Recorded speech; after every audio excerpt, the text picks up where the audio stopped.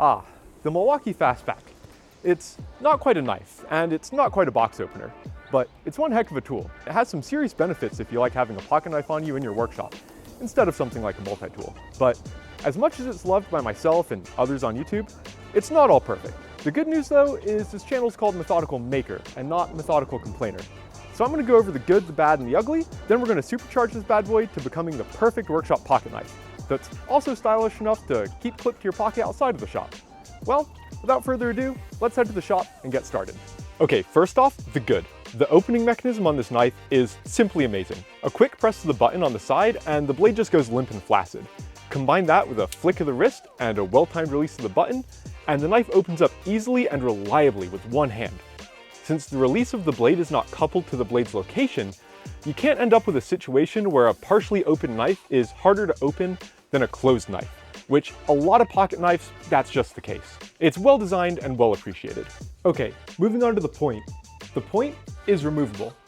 Now that's awesome because 95% of the stuff you're going to be doing with a pocket knife is opening up boxes and cutting through tape. Stuff that knife blades don't really like. Let's just say the other 5%, it's not much better. This means you don't have to stop mid-project to bust out your sharpening stones. Just take 2 seconds to swap the blade around and you have a perfectly sharp cutting edge again. Easy. Another less obvious benefit is you can't accidentally forget that you have a knife on you. Let's say you leave your shop to meet up with a friend at a bar and there just happens to be a bouncer outside. They see your knife clipped onto your pocket and they ask, "Hey, is that a knife on your pocket? Or are you just happy to see me?" Well, you can tell them that you are in fact just happy to see them, take the blade out of your fidget toy, and give them a free gift before going in and getting yourself a well-earned drink. Look, you problem solved, good job. Well, it's not all sunshine and rainbows. Let's talk about the bad and the ugly. Starting with the ugly. It looks like a tool company designed this knife, which, they did. I'm not knocking Milwaukee. I'm sure they make great tools. It's just that they're a little bit outside my price range, being a hobbyist in a basement and all. And I can't have people think I bleed red when all my tools are this ugly green color. Apart from that though, there's one bad thing about this knife, and it's a major doozy. It all has to do with this belt clip. I can't believe they overlooked this, but the belt clip, it's backwards. Backwards? What do I mean by that? Well, remember how I was saying that this knife is so great because you can just open it one-handed? And the knife opens up easily and reliably with one hand. Well, that's great and all, but when you take it out of your pocket, you have to do this awkward shuffle where you turn the knife around. Here, let me show you. See, the button is at the top of the knife here, so when it's clipped into your pocket and you take it out, your thumb wants to be at the bottom of the knife, where the button isn't. You have to do this weird rotation thing before you can open it. Why? Why would they do that? Another thing is the belt clip is wrapped around the nub where the spring for this button is located, which kind of means there's like too much tension on the clip. It like lifts up in my pants when I go to take my knife out. Not great, but hey, this is actually a good thing. See, if it was just an ugly knife, I'd have dealt with it and just rocked it as is. But a usability issue this egregious? Something had to be done. To the workbench! All right, before we go tearing into stuff, I do want to mention there's actually 2 different designs for the fastback. There's a more common one, this guy right here, has a twine cutter in the back, and there's one I've been showing off so far in this video, the fastback compact. As the name implies, this one's more compact.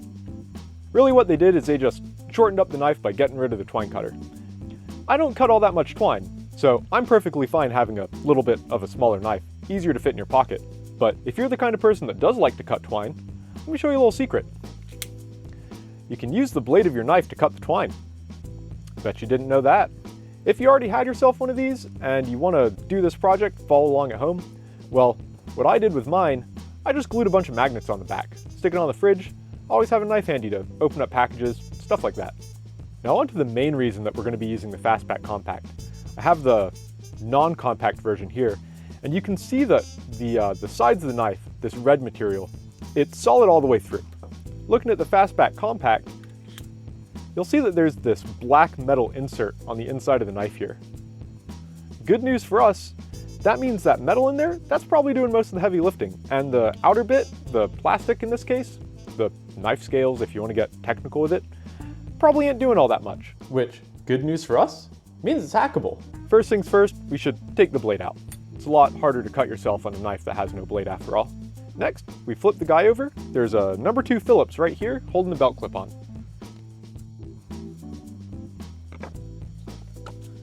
And we can also just grab a small container to throw all the loose parts in. Next up, there's 3 small screws on the back. These are Torx T6. The next and much more difficult screw to get out is a T10 Torx. There's a center threaded shaft that goes through the blade holder, basically what it pivots around. And we need to get both of the screws out of that threaded shaft. This means if you take your screwdriver and you try to rotate this one, the guy on this side just spins freely. So we need 2 drivers, one to hold this guy in place and one to take that one out. I have more screwdrivers upstairs, but instead of doing that, I'm just going to use the wrong tool for the job. Alright, with all of our fasteners removed, we can go ahead and take the plastic bits off. Now there's a few things that are small that you don't want to lose, so I'm going to call them out real quick. The first and most obvious one is the button, and that doesn't come out until you take this metal part off. Next up is this brass bushing that sits on the rotation shaft thing. We're just going to go ahead and set that aside. There's also this pin right here that sits right in this hole that the blade holder clicks into. Go ahead and take the blade holder off. And we're left with our last small part, this brass bushing down here. The last thing we need to do is get this center shaft out. Now this is the one part that takes a little bit of finesse. We need to hold on to the center shaft without bending it. I find the best way is to use a pair of vice grips or channel lock pliers, but you don't want to crush down on it too hard. Clamp down on it, try to unscrew it. If you see it spinning, tighten up your pliers a little bit more, and just keep repeating that process until it starts to allow the screw to come out. Next up is redesigning the knife scales in CAD. Doing this from scratch would be hard. If I had to do that, I would probably do a graphite rubbing of the sheet metal pieces and then scan that with a photocopier and use that as a starting point. This only really works because we're lucky to have a 2D object that the 3D objects kind of relate to. That being said, we can skip all of that and go straight to 3D scanning. When I first did this project, I had the original Einstar scanner. The scans were barely usable, but they were usable nonetheless. Good news though, right before I started filming this, Einstar sent me the Einstar Vega to review. Man, I'm saying Einstar a lot. Doesn't even sound like real word anymore. While the review video delayed this video a bit, it also meant that I could rescan all the knife parts so that you get a better quality scan. Lucky you. All the files, the original scans, and the new scans are down in the description. Okay, so knife scan captured. After some data cleanup, we can import our scan into CAD and use that to reverse engineer our custom knife. I'll skip over the process. If you're curious on seeing how to do it, I have a previous video where I made some small car dashboard parts. You can just watch that. It's basically the same process here. The main thing is that I took the geometry used for the belt clip and I just flipped it over to the correct side of the plastic. Okay. The only thing left to do is 3D print the parts and get to reassembling. Oh, that can't be good. Okay. So while I get this printed out and put together, let's talk about what I intended to do with the rest of this video. So a few videos ago, I showed off that I had a CNC mill with no real context. See, I don't want to become a milling channel. There's plenty of better machinists on YouTube, and I want my projects to be attainable to a general audience, since that's the kind of content that inspired me in the past.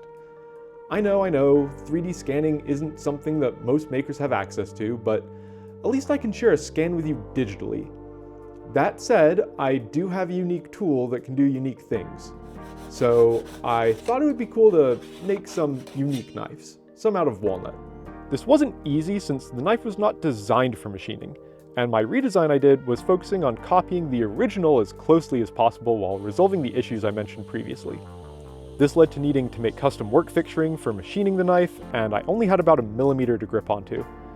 Now, I'm no CNC expert. I used a CNC a bit back in high school, and I only recently got my personal CNC working the way I want. This is probably the second actual project I've done on the machine, so needless to say, I might have bit off more than I could chew.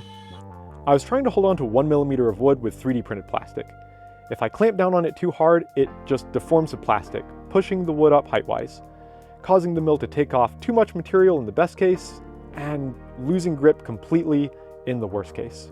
If this had worked better, the intent would have been to give away 1 or 2 of these to lucky viewers and then sell the others on a website as a way to help support the channel and gain self-sufficiency without relying on ads or sponsorships.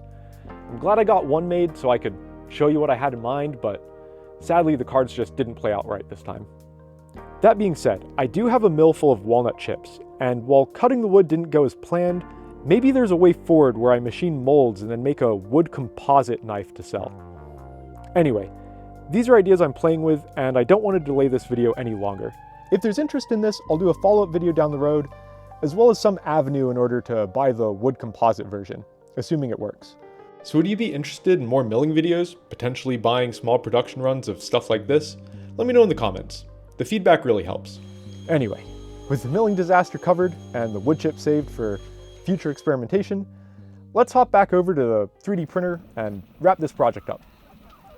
Okay, so we have our parts. The process should be pretty self-explanatory for how this all goes back together. The one last thing we have to do is drill and tap a hole for the new belt clip hole.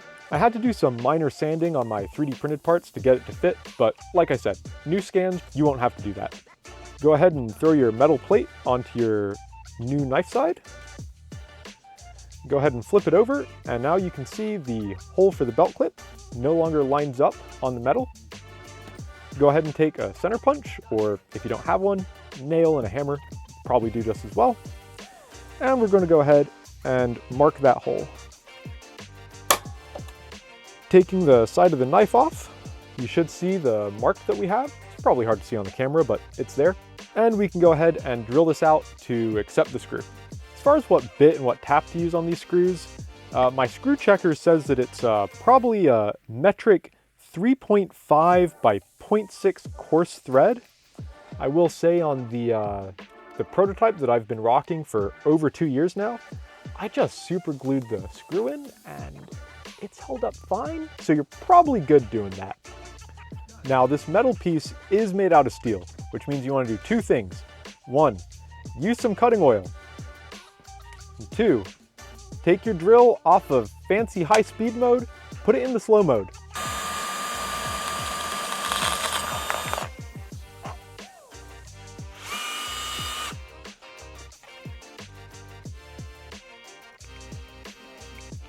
All right, just like that, we got our new hole for the belt clip, so we can go ahead and get back to assembly.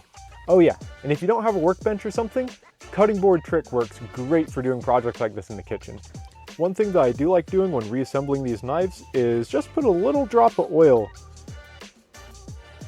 between the metal plate and these bronze washers. The little bit of oil just makes these knives open and close so much more smoothly.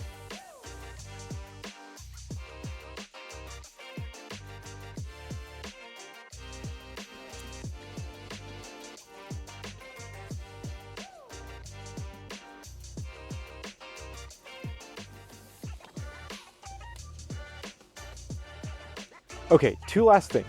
First, you gotta tighten the screw back up, and that requires 2 drivers. So I'm gonna go off camera and just do that in the vise again real quick.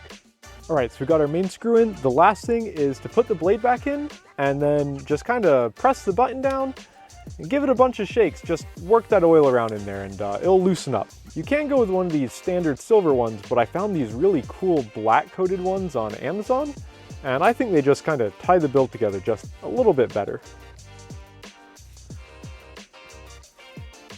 Well, that about wraps the project up.